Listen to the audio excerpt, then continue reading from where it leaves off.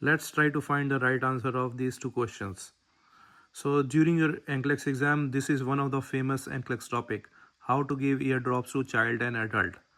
So you should never skip the easy problem, because during your exam, if you are giving your answer wrong, let's say if your answer giving wrong, right, then they will give you easy question like this. So if you give answer right, then your bar will keep moving upwards. But if you're giving your easy answer wrong, your bar will drop more below.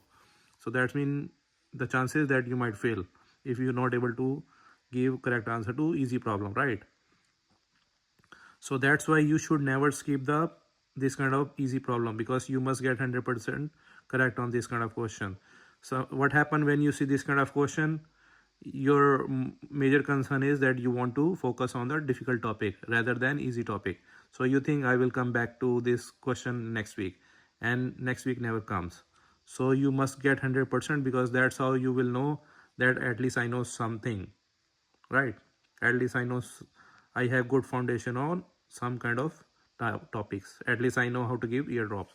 So now let's solve it. So today I will share a trick with you where you will always remember, when you see this question you will be able to crack it immediately. How? By again drawing it. Because if I draw it, this information will retain in your mind.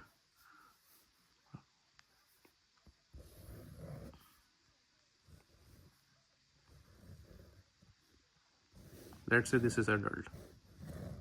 So now this is child ear, this is adult ear, right? So how you will remember? So you always remember this way. If the child is less than 3-year old, what are you gonna do? Because this is small, right? Child is like down, right? So what are you gonna do? For child, you're gonna pull, this is their pinna, right? You're gonna pull their ear down and back, down and back. Back means like backside. I wish I could show you, but backside, down and backwards. Because this is small, so you are going small, right? You are going downwards, down and back. This is adult. How you gonna give adult? Because adult is a tall, right? So it's going up. So what are you gonna do? Pull their penna up and back, up and back.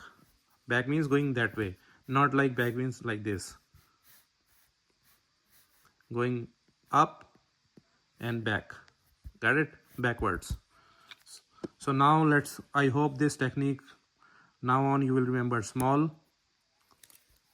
baby going down because he's a baby, adult going up, right? So now let's solve the question. A nurse is preparing to instill antibiotics eardrops into the ear of 2-year-old child. 2-year-old, right? As I mentioned, if the child is less than 3-year-old, you go down. If the child is more than 3-year-old, then you follow as adult, right? So which of the following techniques should the nurse use when administering eardrops to a client? So now what is your answer? A, B, C, D. So in this situation, based on this technique, pull the pinna up and back. No, that is for adult. Pinna up, we don't do, because adult is up, right? Pull the pinna down and back. So that would be your answer. Down and back. So answer B is your correct answer for the first question, right? Now move on to next question. A nurse is preparing to administer an otic medication. So those who are new students, you must know otic means they are referring to ear. Otic means not eyes, no, is ear. So you must know otic means ear.